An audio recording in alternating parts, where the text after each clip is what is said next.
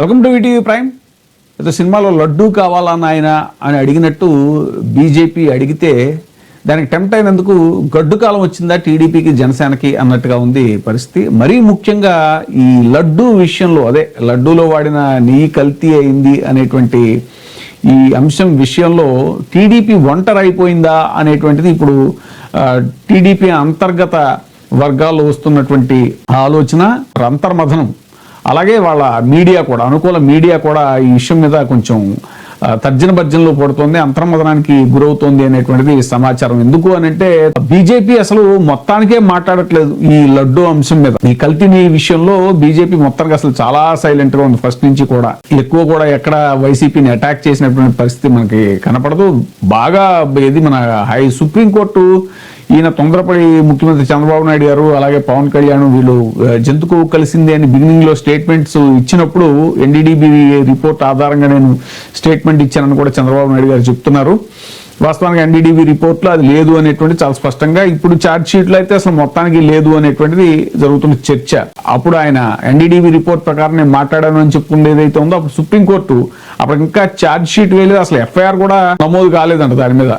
అప్పుడు సుప్రీంకోర్టు గట్టిగా ముట్టికాయలేసింది. అసలు మీరు ఎలాగ ఏ ఆధారాలు లేకుండా ఎలా మాట్లాడతారు, రాజ్యాంగబద్ధమైన పదవుల్లో ఉన్నటువంటి మీరు, సో మతాన్ని దేవుడిని రాజకీయాల్లోకి లాక్కండి అని చెప్పేసి చాలా గట్టిగా ఘాటుగా సుప్రీంకోర్టు వ్యాఖ్యానించినప్పుడు, అప్పుడు పురంధరేశ్వర్ గారు మన రాష్ట్ర అధ్యక్షులుగా, బీజేపీ రాష్ట్ర అధ్యక్షులుగా ఆవిడ ఉన్నప్పుడు కొంచెం చంద్రబాబు నాయుడు గారిని డిఫెండ్ చేశారు పాపం. అప్పుడు సుప్రీంకోర్టునే ఆవిడ క్వశ్చన్ చేశారు, మీరు ఎలాగా ఒక ముఖ్యమంత్రిని అలా ఎలా వ్యాఖ్యానిస్తారు అని సుప్రీంకోర్టు మీద ఆవిడ కామెంట్ చేస్తే అప్పుడు చాలా విమర్శలు వచ్చాయి ఆవిడ మీద కూడా. సుప్రీంకోర్టుని కామెంట్ చేసే అంత ఇదే అది ఇది అని చెప్పేసి ఆవిడ మీద కొన్ని విమర్శలు వచ్చాయి. తర్వాత సైలెంట్ అయిపోయారు. అసలు ఈ మధ్యన ఆవిడే కాదు, బీజేపీకి సంబంధించిన ఎవరో కూడా, సోము వీర్రాజు గారు అయితే మనకు తెలుసు ఆయన ఎంత కరుడుగట్టిన హిందుత్వవాదు, ఆయన కూడా ఇప్పటిదాకా ఒక్క మాట కూడా ఈ కల్తీ విషయంలో మాట్లాడలేదు.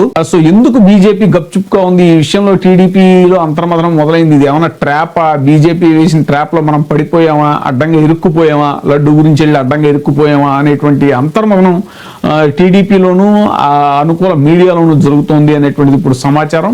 ఇక జనసేనని కూడా ఒక జనసేనాని తప్ప ఆయన పాపం టీడీపీకి నమ్మిన బొంటలో ఉండాలని ఫిక్స్ అయిపోయినట్టున్నారు. ఆయన చంద్రబాబు నాయుడు గారు ఫస్ట్ ఆయన జంతుకు కలిసింది అనగానే ఈయన 4 గంటలు ఎక్కువగా దాన్ని రచ్చ చేశారు. అయోధ్యకు పంపించిన లడ్డూల్లో కూడా కలిపేశారు అని అన్నారు. అసలు వాస్తవానికి తిరుమల అప్పుడు టీటీడీ ఈవో శ్యామలరావే అప్పుడు ఇచ్చిన మొదటి నివేదికలో ఆయనే చెప్పాడు, అసలు ఆ ట్యాంకర్లు తిప్పి పంపించేశారు. ఏది వనస్పతి లాంటివి కలిశాయి అని చెప్పబడుతున్న ఆయిల్, జంతుకోవని అసలు రూల్డ్ అవుట్, అది లేనే లేదు. ఆయిల్ కూడా, ఆయిల్ ట్యాంకర్లు కూడా అప్పుడు తిప్పి పంపించేశారు అనేటువంటిది.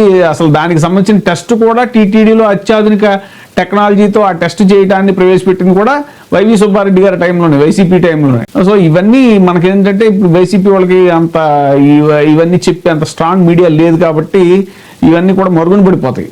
సో ఇప్పుడు మ్యాటర్కి వస్తే, అప్పుడు ఏదైతే చెప్పారో ఆ రిపోర్ట్ ఆధారంగాని దాని గురించి కూడా అప్పుడు కూడా ఏమీ బీజేపీ మాట్లాడలేదు ఏమీ కూడా. సో టోటల్ ఈ విషయంలో బీజేపీ సైలెంట్ గా ఉంది. కానీ పవన్ కళ్యాణ్ గారు అప్పుడు అయోధ్యకి లడ్డూలు పంపించేశారు కల్తీని వాడి. ఏది జంతు కొవ్వు, పంది కొవ్వు, ఆయన చేప నూనె పాపం అవన్నీ మరి ఆయనకి ఇష్టం ఏంటో అవన్నీ కూడా ఆయన కలిపి మరి చెప్పేశారు.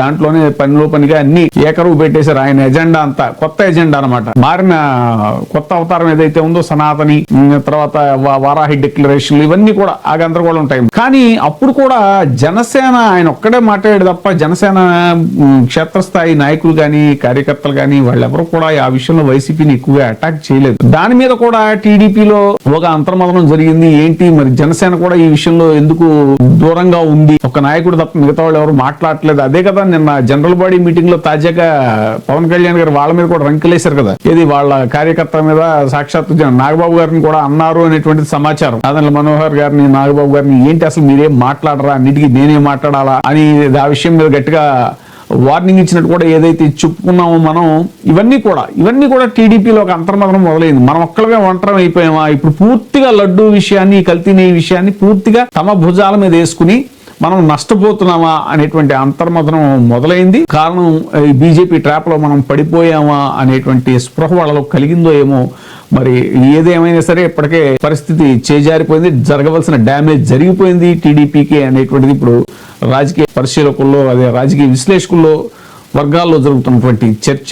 ఏదేమైనా సరే ఇది చాలా దారుణమైనటువంటి విషయం. అది కాక ఇంకా కూడా దీనికి ఫుల్ స్టాప్ పెట్టకుండా దీన్ని కంటిన్యూ చేసే పనిలో ఉండడం అనేటువంటిది, ఫైనల్ ఛార్జ్ షీట్ రిపోర్ట్ వచ్చిన తర్వాత కూడా బయట ఎక్కడ పడితే అక్కడ టాయిలెట్ల దగ్గర అక్కడ ఫ్లెక్సీలు కట్టి ప్రచారాలు చేయటం అనేటువంటిది. ఇప్పుడు తాజాగా జనసేన అడ్వకేట్ ఆవిడ స్పోక్స్ పర్సన్ కూడా రజని, ఆవిడ కూడా దీన్ని డిజైన్ చేసుకుని చాలా స్పష్టంగా ఆవిడ ఒక లాయర్ లాగా, ఒక అడ్వకేట్ లాగా ఒక స్టెప్ తీసుకుని ఖచ్చితంగా ఇది తప్పు, ఇలా ఫ్లెక్సీలు పెట్టడం తప్పు, ఇది చట్ట విరుద్ధం, ఇది ఆల్రెడీ కోర్టులో కేసు నడుస్తూ ఉండగా మీరు ఎలా పెడతారు, వీళ్ళు దోషులని మీరు ఎలాగా డిస్క్లోజ్ చేస్తారు, ఎలా డిస్ప్లే చేస్తారు అనేటువంటిది ఆవిడ కూడా స్పష్టంగా అడిగినటువంటి పరిస్థితి. ఇవన్నీ కూడా చూస్తే టోటల్ గా టీడీపీ ఒంటరైపోయింది అనేటువంటి భావన వాళ్ళకి కలుగుతోంది. ఖచ్చితంగా అయిపోయింది అనేటువంటిది మాత్రం వాస్తవం. క్షేత్రస్థాయిలో కూడా ఖచ్చితంగా అయిపోయింది. కానీ వాళ్ళలో ఇప్పుడు ఆ రియలైజేషన్ మొదలైందా అనేటువంటిది తెలుస్తున్నటువంటి సమాచారం. ఇప్పుడే సబ్స్క్రైబ్ చేయండి, లైక్ చేయండి, షేర్ చేయండి. VTV ప్రైమ్, నీ ఉత్తమాభిరుచుల సమ్మేళనం.